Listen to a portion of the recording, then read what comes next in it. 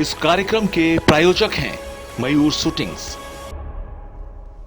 अलविदा 2020 में अब बात राजस्थान की।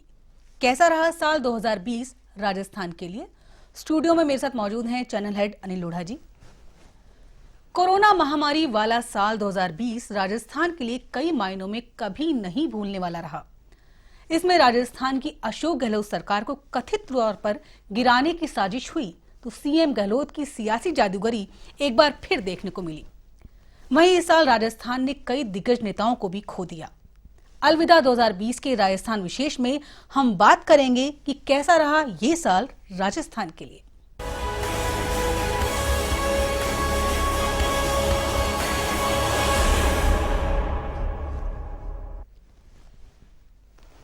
अनिल जी, साल 2020 अगर चर्चित रहा तो वो कोरोना संक्रमण के लिए, एक ऐसी वैश्विक महामारी जिससे हमारा देश आज भी जंग लड़ रहा है। हमारे हेल्थ वॉरियर्स ने पूरे समर्पित भाव से अपना ड्यूटी धर्म निभाया और ये आज भी जारी है। राजस्थान में मुख्यमंत्री अशोक गहलोत से लेकर स्वास्थ्य मंत्री, समस्त चिकित्सा और स्वास्थ्य महकमे ने अपनी हर वो कोशिश की जिसके चलते कोरोना को रोका जा सके। कोविड-19 संक्रमण का पहला मामला राजस्थान में 3 मार्च को सामने आया, जब एक विदेशी नागरिक को कोरोना संक्रमण की पुष्टि हुई। राजस्थान में कोरोना संक्रमण को लेकर राज्य सरकार ने हर वो प्रयास किए जिसके जरिए कोरोना संक्रमण पर रोकथाम लगाई जा सके। 22 मार्च को राजस्थान पहला राज्य बना जिसने सबसे पहले लॉकडाउन लगाया। आप किस तरह याद करते हैं इस पूरे दौर को राजस्थान के लिए? इसमें तो हमारे मुख्यमंत्री अशोक गहलोत की दूरदर्शिता की तारीफ सबको करनी पड़ेगी, पूरे देश को। केंद्र सरकार ने भी लॉकडाउन लगाने का फैसला 2 दिन बाद लिया, पर राजस्थान में उन्होंने 2 दिन पहले लॉकडाउन लगाया। समझ गए वो इसकी संवेदनशीलता को, इसकी मारक क्षमता को कोरोना की, और इसके जो संक्रमण के दुष्प्रभाव फैलने की जो आशंका थी उसको देख के सबसे पहले देश में लॉकडाउन राजस्थान में लगा। राजस्थान सरकार ने बहुत तेजी से काम किया और एक टेस्टिंग लैब भी नहीं थी जब कोरोना राजस्थान में आया तब जी। आज 60,000 टेस्ट रोज हो सकते हैं राजस्थान में जी। और हजारों की संख्या में टेस्ट प्रतिदिन हो भी रहे हैं, और बीच में भयावह रूप भी सामने आया, मौत का भी और कोरोना संक्रमण का भी। लेकिन राजस्थान की सरकार की साहसिकता की, रणनीतिक कौशल की और राजस्थान के डॉक्टरों की और नर्सिंग स्टाफ की जी, उनके समर्पण भाव की बिल्कुल तारीफ करनी चाहिए।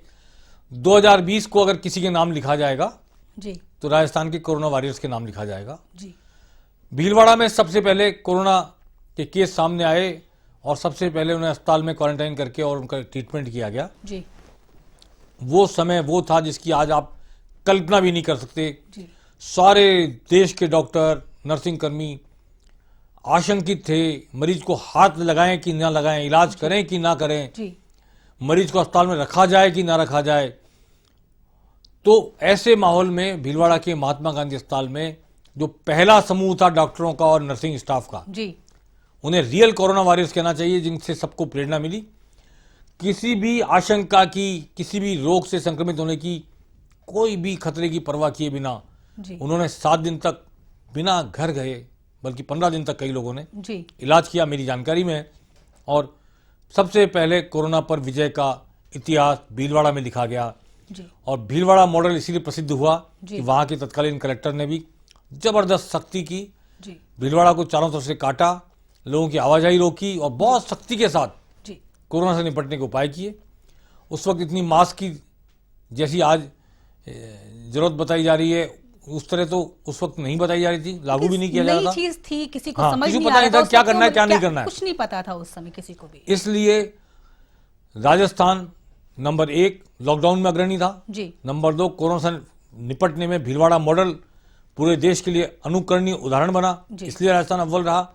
भीलवाड़ा के वो डॉक्टर जिन्होंने सबसे पहले कोरोना पे विजय पाई, इलाज किया बिना डरे, वो नर्सिंग स्टाफ, वो राजस्थान का नाम उसने रोशन किया पूरे देश में। जी।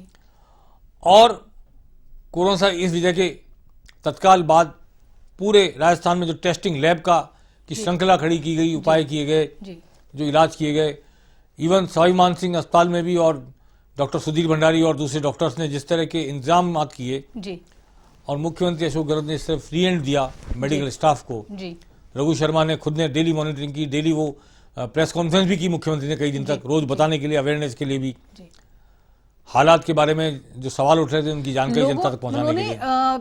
ठीक है, सामने नहीं आ सकते थे, लेकिन उन्होंने पूरे दिन वीडियो कॉन्फ्रेंस कर करके जगह जगह के एमएलए से, वहां के प्रतिनिधियों से, सबसे बात की। नहीं, धर्मगुरुओं से बात की, बिल्कुल धर्मगुरुओं से बात की सबसे। आपके मंदिर बंद रखेंगे, आप ऐतराज तो नहीं करोगे जी, आप उनको समझाइश की उन्होंने, और एनजीओज को बुलाया, और उन्होंने जो अपील की, सबसे बड़ी बात, कोई भूखा नहीं सोए जी। उनकी इस अपील का ऐसा प्रभाव पड़ा राजस्थान में, जयपुर में हमने देखा, जी जैन समाज की संस्थाएं, इस समाज की संस्थाएं, ये रोटरी क्लब, वो क्लब, सारे लोग, और पता नहीं गली गली मोहल्ले मोहल्ले में लोगों ने 20-20 आदमियों का खाना, 50-50 आदमियों का खाना, जी, और कई संस्थान खाना बना के 25 रुपए में पैकेट दे रहे थे जी, कि आप 100 पैकेट ले जाइए हमसे। बिल्कुल। तो दानदाताओं को भी सुविधा मिली कि वो एक जगह से पैकेट उठाएं और दूसरी जगह ले आकर के बांटें, और पुलिस ने पैकेट बांटने में मदद की। पुलिस का भी बड़ा एक अच्छा रोल रहा, चेहरा बहुत इस पूरे समय में, बहुत अच्छा चेहरा सामने निकल कर आया। 2020 तो कोरोना से लड़ाई में मीडिया, जी, कोरोना से लड़ाई में पुलिस, कोरोना से लड़ाई में डॉक्टर, नर्सेज, और हमारे राजनेता, हमारी सरकार, सरकारी अधिकारी, सबको श्रेय जाता है।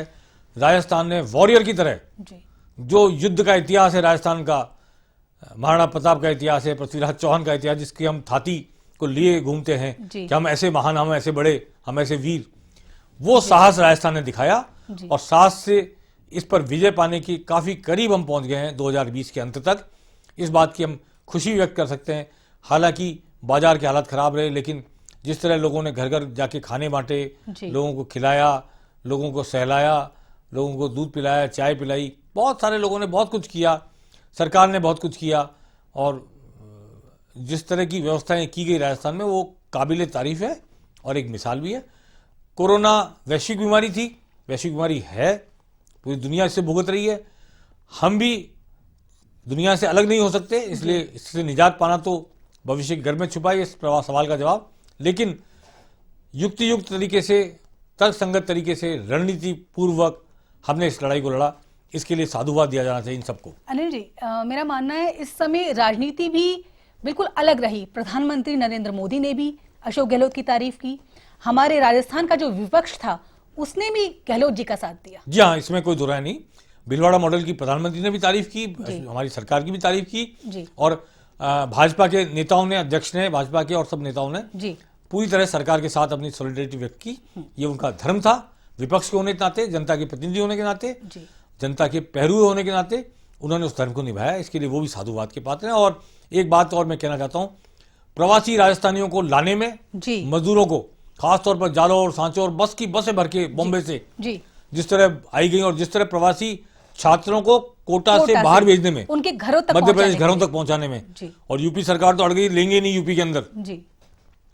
जो राजस्थान सरकार ने काम किया कोरोना के दुष्प्रभाव को रोकने के लिए, कोरोना से पीड़ित लोगों को राहत पहुंचाने के लिए, और प्रवासियों को राजस्थान लाने के लिए, और बाहर के छात्रों को राजस्थान से अपने घर पहुंचाने के लिए, ये सब इतिहास में लिखा जाएगा कि वास्तव में किसी महामारी और किसी बड़े चुनौती के समय कैसे सब एक होकर के काम करते हैं, योद्धा बन जाते हैं। इसका बेमिसाल उदाहरण राजस्थान ने प्रस्तुत किया 2020 में। अनिल जी, और मुझे लगता है अब अशोक गहलोत जी की मंशा है कि कोरोना वैक्सीनेशन में भी राजस्थान नंबर 1 बनकर उभरे। अब देखिए, ये तो वैक्सीनेशन शुरू होगा जनवरी में 2021, ये संदेश लेकर आ रहा है वैक्सीनेशन का। कोरोना मुक्ति होती है नहीं होती है, भविष्य के गर्भ में छुपा है सवाल, लेकिन वैक्सीनेशन की तैयारी भी प्रशासनिक तौर पर जिस तरह की जा रही है, राज्य सरकार की मंशा है कि राजस्थान उसमें भी अव्वल रहे। बाकी वक्त बताएगा। जी, ये तो रही कोरोना की बात। अब बात राजस्थान की राजनीति की। साल 2020 में राजस्थान में सियासी भूचाल आया, और देखते ही देखते राजस्थान की कांग्रेस सरकार पर संकट के बादल मंडराने लगे। हुआ यूं कि जून 2020 में सचिन पायलट ने 25 विधायकों का समर्थन प्राप्त होने का दावा करते हुए उनके साथ हरियाणा के एक होटल में डेरा डाल लिया था।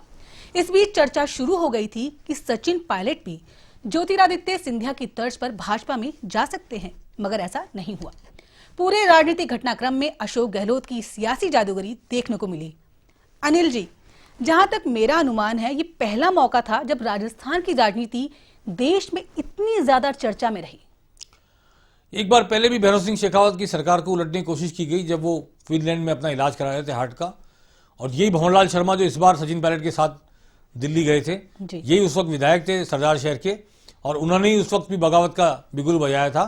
भैरव सिंह शेखावत अमेरिका में इलाज करा रहे थे, पीछे से उन्होंने सरकार पलटने की कोशिश की थी, लेकिन वो इतने बड़े पैमाने पर नहीं थी। और उस वक्त भी मैं ये कहना चाहता हूं, अशोक गहलोत जी इस बात को दोहरा रहे हैं कि प्रधानमंत्री के पास जाकर विपक्ष में होते हुए अशोक गहलोत जी ने कहा था कि ये हमारा धर्म नहीं है जी। कि मुख्यमंत्री प्रदेश का मुखिया इलाज करा रहा है हार्ट का अमेरिका में और पीछे से हम उसकी सरकार के को गिराने के इंस्ट्रूमेंट बने। जी। तो वो मुख्यमंत्री अशोक गहलोत ने उस वक्त वो जो बात बड़प्पन दिखाया था, आज शायद जब उनकी सरकार उलटने की कोशिश की गई, मैं इसमें तो अशोक गहलोत का आरोप है कि केंद्र सरकार शामिल थी, कौन शामिल था कौन नहीं था, ये सब सवाल यों के यों खड़े हैं, और अब इनकी कोई इंक्वायरी भी नहीं होगी, कोई जांच भी नहीं होगी।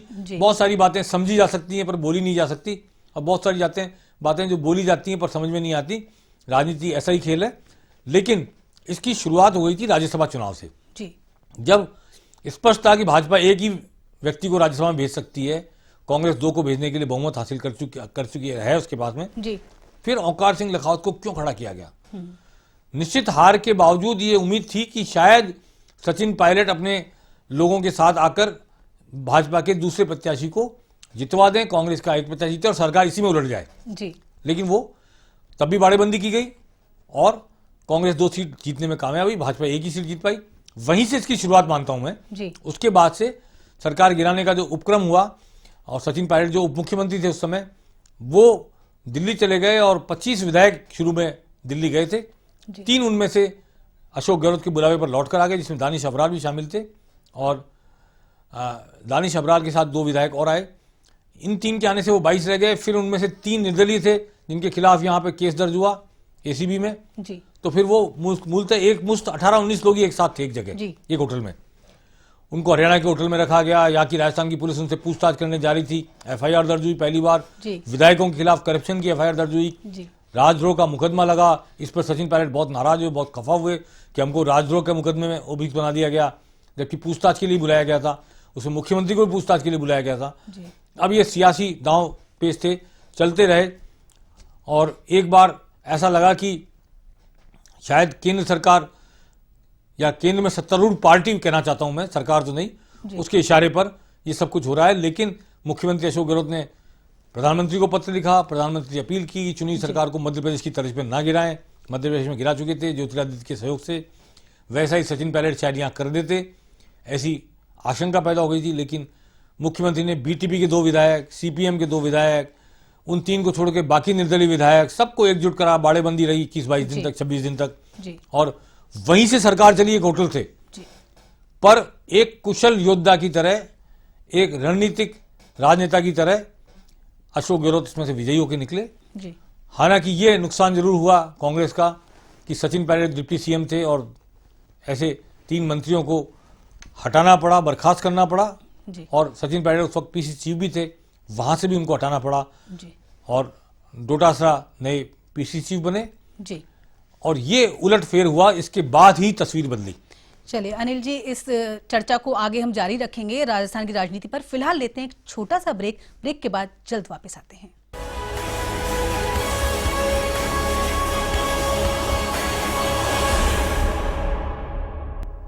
ब्रेक के बाद आपका स्वागत है अलविदा 2020 के राजस्थान विशेष में। अनिल जी, ब्रेक पे जाने से पहले हम राजस्थान की राजनीति पर चर्चा कर रहे थे।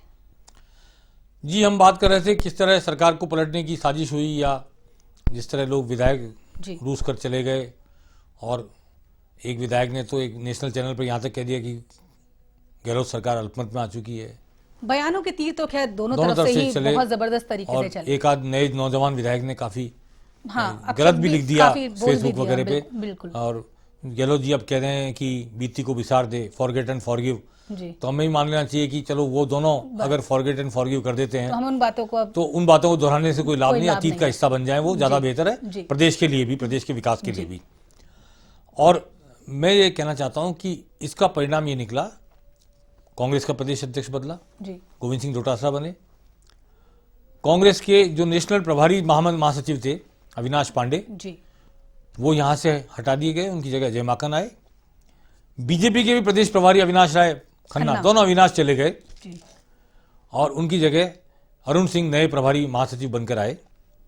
और बीजेपी भी काफी उत्साह से काम कर रही है और कांग्रेस भी काफी एक्टिवेट है इस समय, चाहे किसान आंदोलन को लेकर है, चाहे और किसी उससे है, निकाय चुनाव को लेके, पंचायत चुनाव को लेके। लेकिन एक्टिवेशन दोनों का ऐसा लग रहा है जैसे कोई चुनाव सर पे आने वाले 2 साल में, 1.5 साल में जी। ऐसी एक्टिविटी चल रही दोनों तरफ। यहां पर मैं इस बात को रेखांकित करना चाहता हूं कि कांग्रेस में अभी प्रदेश की कार्यकारिणी नहीं बन पाई। 2020 के अंत तक आते आते भी कार्यकारिणी नहीं बनना बड़ा सवालिया निशान खड़ा करता है कि सचिन पायलट के साथ जैसा भी समझौता हुआ है, जिस तरह भी वो पार्टी में लौटे हैं वापस, या गए नहीं थे पर जाने के लिए दहलीज के बाहर कदम रख रहे थे, वो लौट आए, तो अब उनके साथ सहमति बना के कैसे चला जाएगा इस पर सबकी निगाहें रहेंगी 2021 में। कांग्रेस के लिहाज से 2021-20 ये सवाल छोड़ के जा रहा है 21 के लिए कि सचिन पायलट की वापसी और उनका रिहेबिलिटेशन और उनके समर्थक जो बाहर चले गए थे उनकी पुनर्स्थापना कैसे होगी इस घर वापसी के बाद, एक प्रश्नवाचक चिन्ह तो यह है। दूसरा, नई प्रदेश कार्यकारिणी, मंत्रिमंडल में फेरबदल, जो मंत्री हटा दिए गए क्या वो वापस आएंगे, नए लोग जो मंत्री बनने के इच्छुक हैं, बहुत सारी लंबी लाइन है, लंबी कतार है, उनको कैसे एडजस्ट किया जाएगा, और राजनीतिक नियुक्तियां कब कहां कैसे होगी, 2 साल पूरे हो चुके हैं सरकार को। 2021 के लिए 2020 ये सवाल छोड़कर जा रहा है। 2020 की एक इंपॉर्टेंट बात मैं रेखांकित करना चाहता हूं, वो ये कि गांव में कांग्रेस का बड़ा विस्तार है, बड़ा प्रभुत्व है, पर पंचायत चुनाव में भाजपा जीत कर आई। 21 में से 13-14 जिला प्रमुख भाजपा ने बना लिए। ये उलटफेर है बड़ा। और दूसरा उलटफेर ये है कि शहरों में भाजपा का कब्जा रहता है, परंतु इस वक्त कांग्रेस ज्यादा नगर निगम, नगर पालिका, नगर परिषद, जयपुर के नगर निगम 1, कोटा की 2, जोधपुर की 1, 6 में से 4 नगर निगम में कांग्रेस ने अपना बोर्ड बना लिया। नगर पालिकाओं में, नगर परिषदों में कांग्रेस ने ज्यादा भाजपा के मुकाबले कहीं ज्यादा नगर पालिका, नगर निगम में बोर्ड बनाए हैं। तो शहरों में तो कांग्रेस सफलता हासिल करती दिखाई दी और गांव में बीजेपी। और इसके अलावा जो एक बड़ी बात, 2 और बातें हैं जो रेखांकित की जानी 2020 के लिए, वसुंधरा राजे के धुर विरोधी रहे घनश्याम तिवाड़ी की घर वापसी। वो भाजपा के खिलाफ हो गए थे, अलग पार्टी बनाकर चुनाव लड़े, हार गए, लेकिन कांग्रेस के मंच पर चले गए। विधानसभा चुनाव में कांग्रेस ने उनका कोई उपयोग नहीं किया, लेकिन अब वो घर वापस आ गए हैं।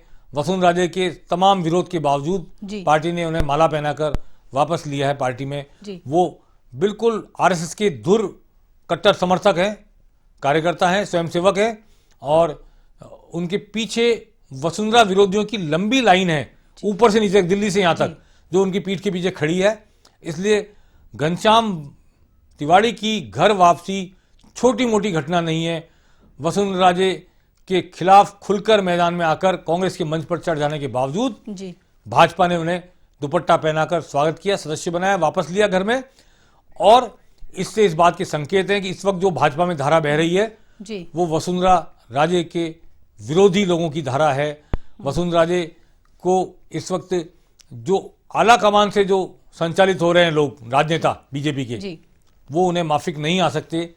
उनके वर्चस्व के और उनके अक्खड़पन कह दें, उनके हावी होने की जो कल्चर थी वसुंधरा राजे की, उनके गिरफ्त से पार्टी निकालने की पुरजोर कोशिश हो रही है, और इस कोशिश के रूप में ही देखा जाना चाहिए घनश्याम तिवाड़ी की वापसी को, ये मैं कहना चाहता हूं। और दूसरी महत्वपूर्ण घटना है राजस्थान की, हनुमान बेनीवाल का एनडीए से बाहर आना। आरएलपी पार्टी के 3 विधायक हैं, एक सांसद खुद हैं वो। हालांकि उनके एनडीए संबंध तोड़ने से कोई केंद्र में सरकार नहीं गिर रही, लेकिन एक जाट राजनीति के युवा जाटों का प्रतिनिधित्व करने वाला, एग्रेशन वाला एक नेता जो भाजपा के साथ जुड़ा था, वो भाजपा से अलग हुआ है। हालांकि वो वसुंधरा राजे का खुला विरोध कर रहे थे, उसके बावजूद भाजपा उनके साथ में संबंध बनाकर चल रही थी, लेकिन अब वो किसान आंदोलन के नाम पर अलग हुए हैं। तो इसका 2021 में क्या इंपैक्ट आता है ये देखने वाली बात होगी, और 2021 के बाद जो चुनाव होंगे आगे विधानसभा के, उन पर क्या इंपैक्ट नजर आता है। क्या वो कांग्रेस की और मुखातिब होंगे या अलग से कोई तीसरा मोर्चा बनाने की कोशिश करेंगे कुछ अन्य नेताओं के साथ मिलकर, ये भविष्य के गर्म है। लेकिन 2021 के लिए ये भी एक सवाल 2020 छोड़कर जा रहा है।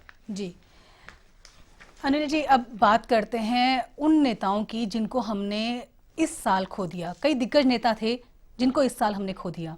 उसमें भाजपा के वरिष्ठ नेता और पूर्व प्रदेश अध्यक्ष रहे भंवरलाल शर्मा भी शामिल हैं।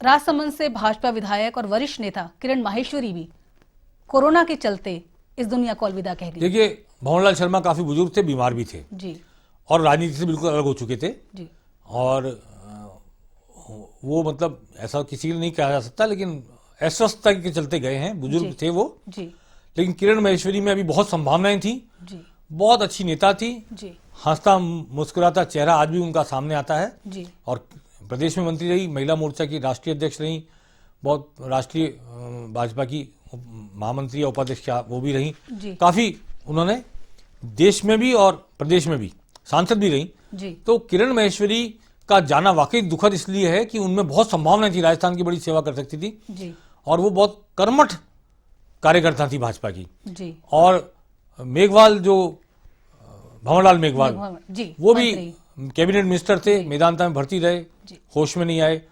और उनके घर में दुखद बात यह रही कि उनकी बेटी बनारसी मेघवाल जो जिला प्रमुख रही थी, उनसे पहले उनकी उन मृत्यु। भंवरलाल मेघवाल 7 दिन पहले वो चली गई। जी तो ये बड़ी अजीब सी घटना हुई, जबकि लोग मान रहे थे कि भंवरलाल मेघवाल नहीं रहते तो शायद बनारसी मेघवाल उनकी जगह चुनाव लड़ती उपचुनाव को, जी लेकिन अब वो स्थान रिक्त हो गया। और एक घटना हुई कैलाश त्रिवेदी विधायक जो साहड़ा विधानसभा गंगापुर क्षेत्र के से। जी भीलवाड़ा जिले से, तो दोनों विधानसभा सीटें लगी हुई हैं, साड़ा गंगापुर और राजसमंद। जी तो अगला दो उपचुनाव तो एक साथ एक ही इलाके में होने वाला है। मेवाड़ भी है और राजसमंद और भीलवाड़ा का बॉर्डर भी है। दोनों विधानसभा उपचुनाव वहां हो रहे हैं और एक सुजानगढ़ में हो रहा है, चूरू जिले में। 3 विधानसभा उपचुनाव 2021 में होंगे। 2020 उनके लिए खाली सीटें छोड़कर जा रहा है। यहाँ पर प्रख्यात मूर्तिकार अर्जुन प्रजापति जी को भी मैं याद करूंगी। कोरोना काल में वो भी हमें बहुत जल्दी छोड़कर चले गए। बड़े खुश मिजाज और अच्छी शारीरिक स्वास्थ्य वाले व्यक्ति थे। जी लगता नहीं था कोरोना उन्हें ले जाएगा। जी। मुस्कुराते मिलते थे, हर किसी की मदद करते थे जी। और खड़े खड़े किसी की मूर्ति ऐसे बना देते थे जैसे बाएं हाथ का खेल हो। जी बड़ा विलक्षण व्यक्तित्व था उनका। उनका जाना भी बहुत दुखद है। उनकी कोई उम्र नहीं थी जाने की दुनिया से, लेकिन वो बहुत संभावनाएं उनमें थी। बहुत कुछ करके गए, बहुत कुछ देके गए, पद्मश्री थे, लेकिन अब चले गए तो सिर्फ उनकी आत्मा की शांति की प्रार्थना ही कर सकते हैं। जी अनिल जी, हमने अलविदा 2020 में दुनिया की बात की, देश की बात की, राजस्थान की बात की, बीते साल की बात की। अब नया साल हमारे सामने है, क्या शुभकामनाएं देंगे आप? देखिए, नया साल शुभकामनाओं के साथ साथ आशंकाओं से भी भरा हुआ है। अभी कोविड-19 चला जाएगा इसकी कोई गारंटी नहीं है। न वैक्सीन के पास गारंटी है। इसकी गारंटी सुरक्षा की सिर्फ मास्क और डिस्टेंसिंग और साबुन से हाथ धोना, यही है। नए स्ट्रेन आ गए, नया रूप बदल लिया कोविड ने। तो हम सबको अगले साल भी ऐसे ही सावधान रहना है, सतर्क रहना है, कोरोना के प्रोटोकॉल का पालन करना है। अगर हमने चैन तोड़ दी कोरोना की तो कोरोना विदा हो जाएगा दुनिया से, और हमने नहीं चैन तोड़ी तो कोरोना चलता रहेगा, परिवार दर परिवार, व्यक्ति दर व्यक्ति। और ये थिएटर बंद हैं, रंगशालाएं बंद हैं, आर्टिस्ट परफॉर्म नहीं कर पा रहे हैं, हमारी सभा सोसाइटियां नहीं हो पा रही है, समाजों की बैठक नहीं हो पा रही है, हमारी तमाम सामाजिकता और पारिवारिक जिंदगी पर जो बड़ा आघात किया है कोरोना ने, 2021 में इससे मुक्ति मिले, ये एक शुभकामना मैं A1 टीवी की तरफ से पूरे देश के लोगों को, दुनिया के लोगों को देना चाहता हूं कि हमारी सामाजिकता लौट आए, हमारी पारिवारिकता लौट आए, हमारे व्यक्तिगत निजी आत्मीय संबंधों की मिठास लौट कर आ जाए। किसी को बुलाने से डरे नहीं, किसी घर आने पर डरे नहीं, किसी घर जाने से डरे नहीं, हाथ मिलाने से डरे नहीं, गले मिलने से डरे नहीं। ऐसा दिन लौट कर आ जाए 2021 में, ये मेरी शुभकामनाएं। और आशंकाएं ये हैं कि कोरोना के साथ साथ अभी भारत चीन, भारत पाकिस्तान, भारत नेपाल संबंध और खाड़ी के देशों में तनाव, खासतौर पर ईरान और अमेरिका का तनाव, और इसके साथ ही जो आतंकवाद है दुनिया में, पाकिस्तान जिस तरह गोलाबारी करता है, जिस तरह आतंकी भेजता है, इससे मुक्ति का साल बन पाए, इस तनाव से मुक्ति का साल बन पाए 2021, ये उम्मीद हम लगाएंगे। और साथ में चूंकि बंगाल में चुनाव है 2021 में, जहां राजनीतिक हिंसा की बड़ी बड़ी बातें की जा रही है। ममता बनर्जी वर्सेज गृह मंत्री अमित शाह हो गया है, ममता बनर्जी वर्सेज राज्यपाल जगदीप धनखड़ हो गया है। ये जो राजनीतिक संघर्ष, ये जो राजनीतिक लड़ाई, ये जो वर्चस्व की लड़ाई, ये जो कानूनी लड़ाई, संवैधानिकता की लड़ाई, ये देश का कोई नुकसान ना कर दे, जी। दुनिया में कट्टरपंथ खत्म हो, आशावाद का जन्म हो, नई आशा की किरण के साथ पूरी दुनिया, हमारा देश, हमारा प्रदेश, रोजगार के नए अवसर मिले, जो दुकानें बंद हो गई, जो मिलें बंद हो गई, जो फैक्ट्रियां बंद हो गई, जो काम बंद हो गए वो वापस चालू हों और दुनिया एक बार फिर से वो दौड़ लगाने लगे, उस रफ्तार को पकड़ ले जो रफ्तार कोविड से पहले थी। हमारे प्रदेश की, हमारे देश की, हमारी दुनिया की मानव सभ्यता के विकास की रफ्तार को हम फिर से हासिल कर सकें कोरोना पर विजय के साथ जी। और मानवीय मूल्यों की संरक्षण में हम सब लोग प्रकृति पर ध्यान दें, प्राकृतिक प्रकोप ना हो। जिस तरह की आग लगी है जंगलों में, जिस तरह जंगल खत्म हो रहे हैं, जिस तरह बाढ़ आ रही है पूरी दुनिया में, ऐसे दृश्य फिर से देखने को ना मिलें। इसके लिए मानव जाति को जो उपाय करने हैं, जरूरी उपाय करने हैं, विश्व स्वास्थ्य संगठन को, पर्यावरण को वाले लोगों को, संयुक्त राष्ट्र संघ को, हम सब मिलकर वो करें। संकट किसी देश, प्रदेश या दुनिया की किसी एक प्रजाति पर नहीं है, संकट हम सब पर है और हम सबको मिलजुल कर नए रास्ते खोजने हैं, नई राहें तलाशनी है, नई मंजिल ढूंढनी है, उसे प्राप्त करना है। अनिल जी, बहुत बहुत धन्यवाद आपका। मैं तो चलते चलते बस यही कहूंगी, नववर्ष की शुभकामनाएं तो दूंगी ही। हाथ धोते रहिए, मास्क का उपयोग कीजिए, 2 गज की दूरी रखिए। आने वाले साल में अगर हमें अच्छा कुछ करना है तो हमें इन तीनों बातों का भी पालन करते रहना होगा। नमस्कार।